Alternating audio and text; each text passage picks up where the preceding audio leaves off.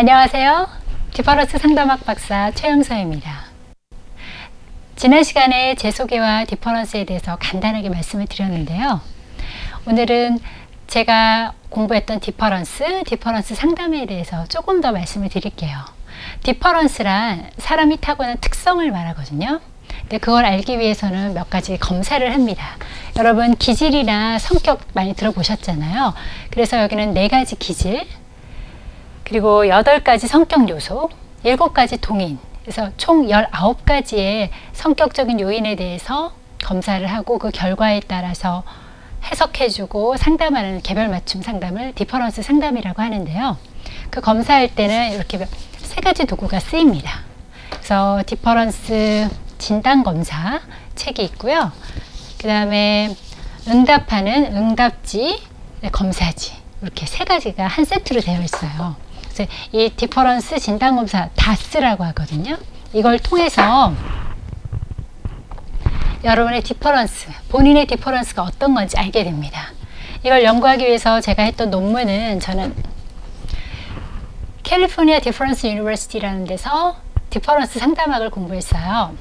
그래서 저는 디퍼런스하고 정신질환에 대해서 공부했거든요. 혹시 보이실까요? 디퍼런스와 정신질환, 특별히 ADHD에 대해서 연구를 했습니다. 이것으로 이제 박사학위를 받았는데요. 뭐 사실 유튜브에서 이런 거 보여드릴 필요는 없지만 요즘에 워낙 가짜 박사 논란이 많아서 잠시 보여드릴게요. 네, 디퍼런스 관련해서 이제 앞으로 계속 여러분께 말씀을 드릴 건데요. 4가지 기질이 있는데 첫 번째 기질부터 말씀을 드릴 거예요. 여러분이 방송에서도 보셨고 주변에서 많이 들으셨겠지만 히포크라테스의 기질이론, 고전적 기질이론이라고 들어보셨나요? 사람이 타고난 여러 가지 특성이 있는데 외부적으로 보이는 것을 기질이라고 보통 표현을 하거든요. 그래서 예전에 히포크라테스나 그의 제자들은 사람이 타고난 특성이 있는데 이 혈액, 그 다음에 담즙, 점액 같은 이 신체에 있는 액체들이 우리의 성격과 우리의 특별한 특성과 관련이 있다라고 생각을 했어요. 그래서 히포크라테스 시대의 사람들은 이제 일단 히포크라테스가 의사인 건 아시죠?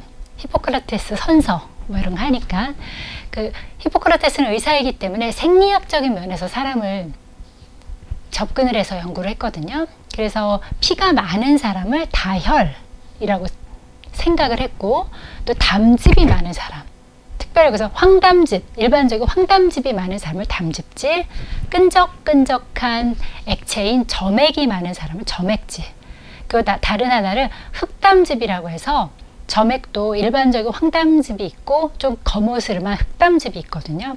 흑담즙질을 또 우울질이라고 표현을 해요. 그래서 4가지로 기질을 표현을 했습니다.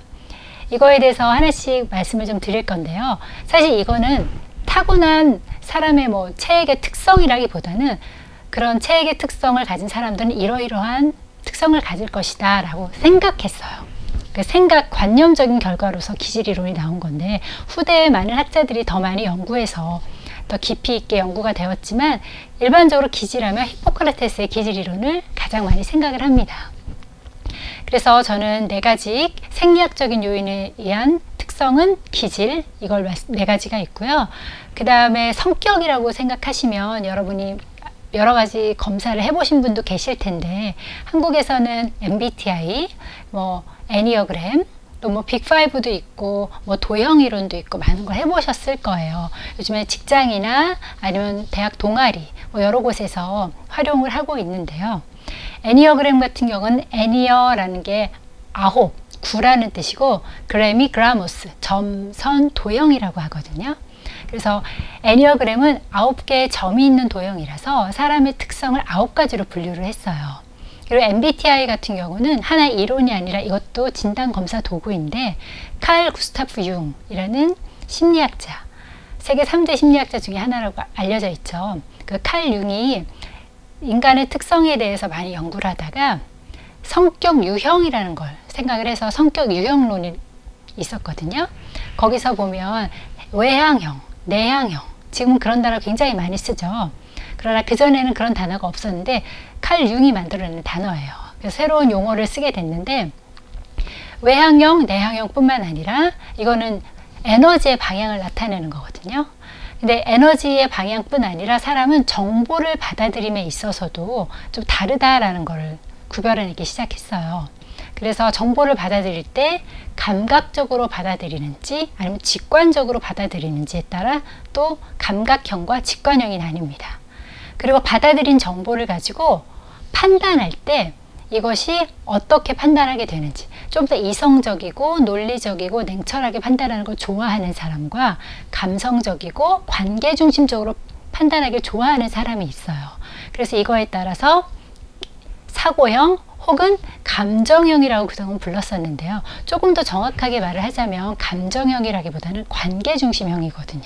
그래서 저는 이 MBTI를 공부하신 분들은 뭐 감정형이라고 하는데 용어는 다르게 쓰지 않지만 뭐 디퍼런스학에서는 감정형보다는 관계형이라고 명합니다.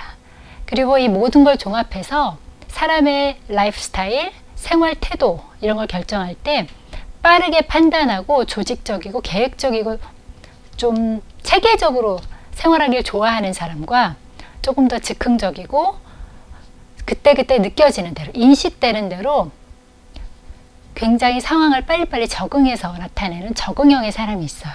이 모든 걸 종합적으로 사람의 성격이라고 표현을 하는데 이렇게 8가지 요소가 있고요. 마지막으로는 무언가 결정을 하거나 행동을 할 때 가장 중요한 핵심적인 요인은 동기겠죠. 그 사람이 세상을 바라보고 생각하는 시각, 관점, 동기, 이것을 동인이라고 합니다. 움직일 동에 인할 인 써서 사람을 행동하게 하는 요인, 원인이라는 뜻이거든요.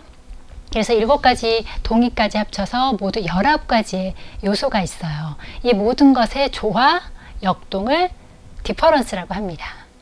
그래서 앞으로는 여러분과 나눌 때 기질에 대해서 먼저 좀 나눌게요. 4가지 기질, 다혈질, 담즙질, 점액질, 우울질. 제가 4가지 기질이 있다고 말씀드렸고요. 이 4가지 기질은 가장 외향형인 다혈질, 말도 좋아하고 사교적인 거고요. 그 다음에 담즙질 같은 행동이 빠른 사람이고 행동을 굉장히 많이 하는 사람이에요. 외향형이라고 볼 수 있고 좀 내향형에 속하는 사람으로는 점액질과 우울질이 있는데요. 부드럽고 유순한 점액질, 그리고 생각을 많이 하고 신중한 우울질이 있습니다. 다음 시간에는 이 하나하나 요소에 대해서 조금 더 많이 나눠보도록 하겠습니다. 감사합니다.